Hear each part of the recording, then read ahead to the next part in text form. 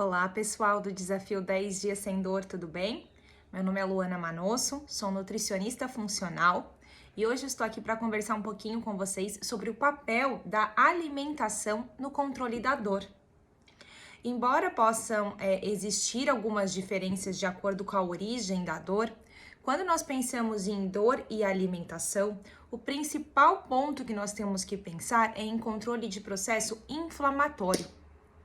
Tudo que aumenta a inflamação pode piorar a dor. Por outro lado, alimentos que auxiliam na diminuição da inflamação podem ajudar a diminuir a dor.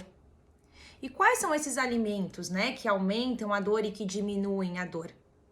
Quando nós pensamos em alimentos que aumentam a dor, e aí por esse motivo eles devem ser diminuídos nesses pacientes que possuem dor, a gente pensa em especial em alimentos de uma dieta ocidental.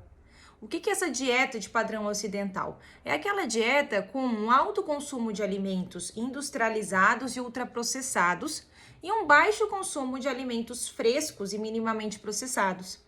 Então, é aquele paciente que come pouca fruta, pouca verdura, pouco grão integral e, por outro lado, come muito alimento de pacote, muito biscoito, pão, massa, macarrão, E aí, esse padrão alimentar acaba tendo uma alta quantidade de açúcares, tanto em comida quanto em bebidas, por exemplo, sucos artificiais, refrigerantes, Acaba tendo um alto consumo de gordura saturada e gordura trans, E alto consumo de sódio. E esses alimentos acabam aumentando muito a questão inflamatória, esses constituintes desses alimentos, Tanto açúcar, tanto gordura saturada, gordura trans e alto consumo de sódio.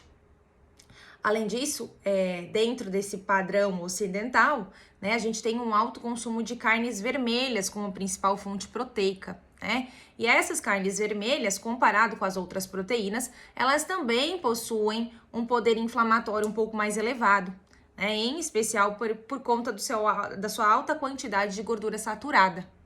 Então, esse padrão alimentar ocidental seria o que deveria ser evitado quando a gente pensa em dietas para melhorar a inflamação, Porque eles são os que mais aumentam a inflamação.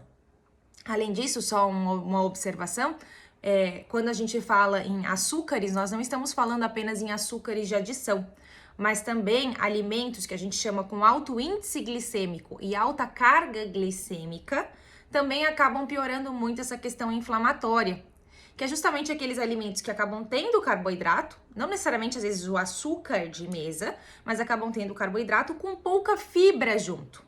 Então acaba sendo só o carboidrato sozinho. E aí isso faz com que a gente suba a nossa glicose, que é o nosso açúcar, no sangue muito rápido. E isso também pode descer depois muito rápido. E essas oscilações na glicemia, elas também acabam sendo prejudiciais. Então isso é o que mais deve ser evitado.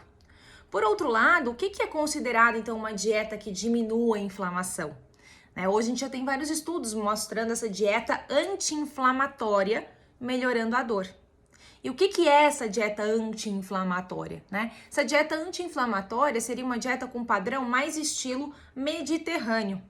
Que é o que esse estilo mediterrâneo? É uma alimentação com alto consumo de frutas e verduras, Então a gente tem um alto consumo de alimentos frescos e minimamente processados, um alto consumo de grãos integrais. Então não tem na dieta do Mediterrâneo biscoito, muitos pães, muitos alimentos industrializados cheios de açúcar, Eles optam por carboidratos mais integrais, com mais fibras associados a isso, Aqui no Brasil, a gente poderia trazer isso aqui para nossa realidade e pensar muito, por exemplo, nas raízes que a gente tem aqui, O aipim, batata yacon, inhame, Esses são carboidratos com mais baixo índice glicêmico e mais baixa carga glicêmica, com boas opções de carboidrato, trazendo aqui um paralelo dessa dieta no Mediterrâneo aqui para o Brasil, Que lá eles não têm muito desses alimentos, mas aqui a gente tem, que eles são fantásticos, Além disso, essa dieta, ela tem um alto consumo de água, que também é super importante, para todas as reações bioquímicas do meu corpo acontecer. Ela tem um baixo consumo de alimentos industrializados, baixo consumo de açúcar, é equilibrada em sódio, então não tem altas quantidades de sódio, e as gorduras delas são gorduras boas, em especial vindos do azeite de oliva ou de outros alimentos com ácidos graxos monoinsaturados, como por exemplo o abacate, como por exemplo as oleaginosas, tá? E dentro desse padrão, a gente tem alguns alimentos que se destacam pela sua capacidade anti-inflamatória. Alguns deles eu até já citei, como por exemplo o azeite de oliva extra virgem. Ele tem uma ação anti-inflamatória muito interessante, então pode ser um dos alimentos super legais de colocar na dieta, né? Se a pessoa tiver condição, ele deveria ser o principal gordura a ser utilizada, inclusive no preparo dos alimentos. Outra gordura bem interessante são das oleaginosas. Então, eu sempre gosto de colocar uma porção ao dia de oleaginosas na dieta dos pacientes. Essas oleaginosas a gente pode variar entre castanhas, nozes, amêndoa, avelã, pistache, né? A gente pode variar entre elas. E essa porção é em torno de mais ou menos uns 30 gramas, que eu costumo dizer que é um punhadinho fechado, né? Então, elas também são alimentos calóricos, então a gente não pode botar também em excesso. Mas o consumo dela uma vez ao dia, tem vários estudos mostrando aí vários benefícios à saúde, não só em relação à dor. E outra gordura que eu gosto bastante também é do abacate, né? Ela possui uma gordura parecida com a do azeite de oliva, né? E tem essa capacidade aí de diminuir processos inflamatórios. Mas aqui não vale esse abacate com açúcar, né? Então, a gente tem que fazer ali, pode ser um abacate ou purinho, ou com só cacau, ou com limãozinho e tomatinho, cebola, né? Mas não com açúcar, ok? Das proteínas, a gente tem destaque aqui, pensando em benefícios, das leguminosas. Então, o nosso feijão, grão de bico, lentilha e de ovos e carnes brancas, então tentar evitar carnes vermelhas, não que não possa ser consumido, mas aqui o Brasil consome muita carne vermelha, né, em especial vocês gaúchos, né, então a gente tem que tentar diminuir um pouco esse consumo de carne vermelha. E outros alimentos que são fantásticos, isso que eu sempre coloco, né, na dieta desses pacientes que possuem muita dor, são o gengibre. O gengibre, na minha opinião, é um dos melhores alimentos quando a gente pensa em redução de dor. E aí, pensando nele na forma de alimento, a melhor forma de consumo para conseguir reduzir essa dor seria fazer um chá de gengibre, uma decocção de gengibre. Então, você coloca um pedaço de gengibre junto com a água, ferve junto, né? Porque como ele é um pedaço, né? Um rizoma, ele é mais duro, ele precisa ser fervido junto com a água. Você deixa fervendo aí por uns 5 a 10 minutos, depois pode tirar o gengibre e beber o chá, tá? Ele é fantástico, ajuda na redução de vários tipos de dores. Outro alimento que eu também gosto bastante, que tem um poder maravilhoso, é o açafrão da terra, ou também conhecido como cúrcuma.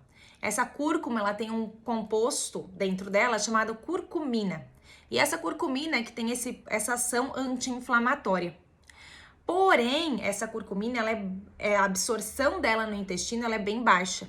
Então, a gente precisa ter 2 cuidados quando a gente usa o açafrão para tentar melhorar um pouco a absorção dessa curcumina para que ela consiga fazer os seus efeitos benéficos. O cuidado número 1 é que a gente tem que sempre colocar esse açafrão junto com uma refeição que tenha gordura. Não precisa ser muito, então, por exemplo, vou usar o açafrão de manhã cedo e de manhã cedo estou consumindo um ovo. A própria gordura do ovo já resolve. Ou, vou colocar no arroz, vou consumir ele no almoço e que eu vou colocar azeite de oliva em cima da salada.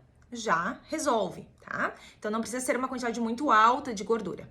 O segundo cuidado é que a gente precisa colocar sempre, junto com com o açafrão, um pouquinho de pimenta do reino. Isso porque a pimenta do reino tem uma substância que a gente chama de piperina, que vai melhorar essa biodisponibilidade da curcumina, essa absorção da curcumina. E não tem problema, gente, uma quantidade bem pequena. Então, mesmo que você não goste muito de pimenta, não precisa ser muito apimentado.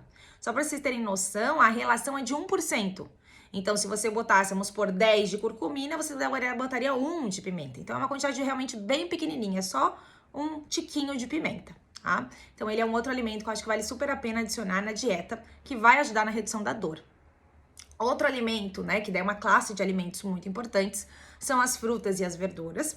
E aqui, em especial, o que a gente mais tem de estudos são com as frutas roxas e avermelhadas, né? Logicamente, né, a gente sabe que no Brasil não chega todas essas frutas roxas e avermelhadas que, por exemplo, tem na Europa, no Mediterrâneo, né? Mas o que vocês conseguirem consumir elas possuem uma alta quantidade de fitoquímicos, de flavonoides, que tem essa ação anti-inflamatória e que auxilia nessa redução de dor. Outro alimento bem interessante para a gente adicionar na dieta são alimentos que contenham ômega 3. O ômega 3 ele tem uma ação anti-inflamatória fantástica e ajuda nessa redução de dor. Pensando em alimentos com fonte de ômega 3, a gente tem alguns peixes, como por exemplo o salmão, a sardinha, o arenque, a cavalinha, mas a gente tem ômega 3 também em origem vegetal, como por exemplo na linhaça, na chia, na beldroega, né? Então também são alimentos que a gente pode adicionar aí na alimentação. Mas o mais importante, né, é você manter uma base alimentar saudável. Não adianta você ficar comendo um monte de industrializado e tomar um chá de gengibre achando que o chá de gengibre vai fazer milagre. Então eu preciso melhorar primeiro essa base alimentar e depois a gente pode adicionar esses alimentos que eu acabei de citar para vocês. Além disso, outro ponto bem importante é dentro dessa alimentação ajustar os micronutrientes. Hoje a gente já tem vários estudos mostrando que quando eu tenho deficiência de alguns micronutrientes, como por exemplo de complexo B, de magnésio, de vitamina D, de zinco, eu posso ter aumento de dor. Então você fazer esse ajuste de todos os micronutrientes é super importante.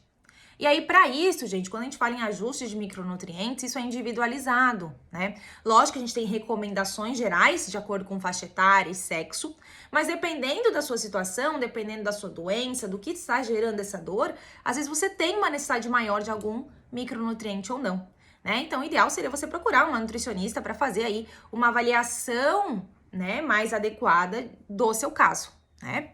E além disso, né, já puxando um pouco dessa linha desses micronutrientes, a gente também tem vários outros suplementos alimentares que podem auxiliar nessa dor. Só que aí esses suplementos, eles realmente devem ser feitos de forma individualizada, né? Porque o que pode ser benéfico para uma pessoa pode não ser tão benéfico para outra, ou até prejudicial para uma outra pessoa, né? Então esses suplementos, eles nunca devem ser feitos, vou falar aqui um suplemento tal para vocês e aí todo mundo vai usar, né? Por isso que eu nem me atrevo a falar num vídeo assim, sem conhecer vocês, para não dar uma informação errada e vocês saírem usando suplemento que às vezes não vai ser o mais adequado. E aí, lógico, né, como eu comentei bem no início do vídeo, de acordo com a origem da sua dor, às vezes as estratégias mudam, né? Então, dependendo se é dor do quê? De fibromialgia, é dor de uma artrose, é dor de uma endometriose, né? É dor de uma síndrome do intestino irritável, do que tipo de dor é essa que você tem? De acordo com essa dor, às vezes até as estratégias nutricionais mudam, né? Então, dependendo da causa da dor, às vezes a gente vai fazer alguma restrição de algum grupo alimentar específico, né? Às vezes é dor de cabeça, né? A sua dor que você tem, né? Às vezes você vai ter que tirar algum tipo de alimento, né? Às vezes você vai ter que fazer uma dieta por um tempo com baixo FODMAP, né? Então, dependendo da origem dessa dor, algumas estratégias nutricionais também mudam. Mas, de maneira geral, se você seguir essas dicas que eu acabei de dar nesse vídeo, em especial retirando os alimentos mais inflamatórios e melhorando a base alimentar, comendo comida de verdade, né? Com certeza você já vai ter uma melhora significativa nessa dor.